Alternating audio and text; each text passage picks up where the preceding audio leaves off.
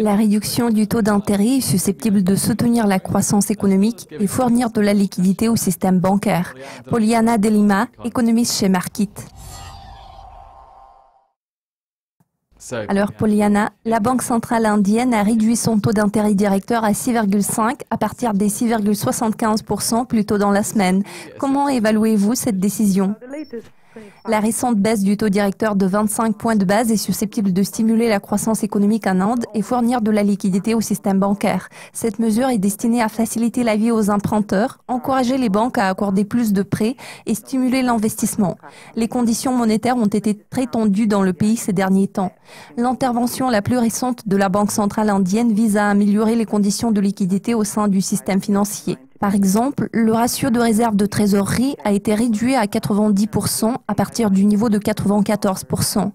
La Banque centrale du pays s'est engagée à injecter davantage de liquidités à long terme via l'achat d'obligations et de dollars et la vente massive de roupies. Compte tenu de tous ces facteurs, l'économie indienne devrait renouer avec la croissance dans les mois qui vont suivre. Mis à part l'influence bénéfique sur l'économie dans son ensemble, nous devrions également analyser l'impact éventuel sur les prix. Cette décision a été soutenue par la faiblesse de l'inflation, car l'IPC a fortement chuté en février suite au déclin des prix des matières premières et du pétrole. Les résultats de notre analyse démontrent que la plupart des indicateurs des prix sont sensiblement inférieurs à leur niveau tendanciel à long terme. En revanche, l'inflation dans le secteur manufacturier s'est accélérée en mars et l'indice des prix des intrants a atteint son plus haut sur 3 mois.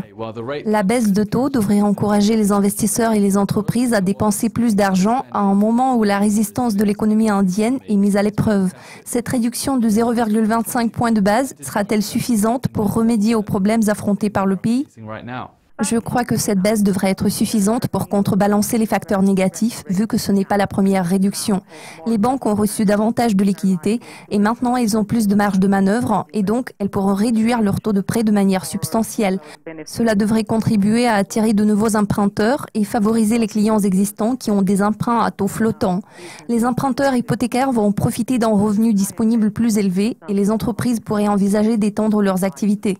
Une augmentation des dépenses et de l'investissement combinés avec une amélioration de la confiance, sont susceptibles de stimuler l'activité économique. Cela donnerait l'impulsion nécessaire au marché du travail. L'une des préoccupations clés par rapport à l'économie de l'Inde a été l'extrême faiblesse du sentiment régnant sur le marché et notamment l'instabilité du marché du travail. Heureusement, la situation s'est quelque peu améliorée. Le renforcement de la confiance des entreprises s'est traduit par la création de nouveaux emplois.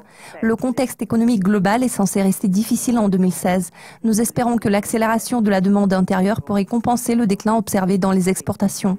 Une toute dernière question pour aujourd'hui. La Banque centrale indienne a justifié sa réduction du taux directeur par une baisse du taux d'inflation. Certains analystes prévoient de nouvelles baisses plus tard dans l'année. Partagez-vous cette opinion?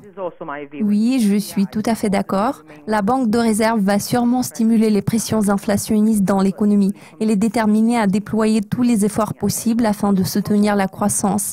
Le gouvernement du pays a promis de consolider sa politique budgétaire. Cela devrait aider à compenser la hausse des prix résultant de la récente baisse de taux.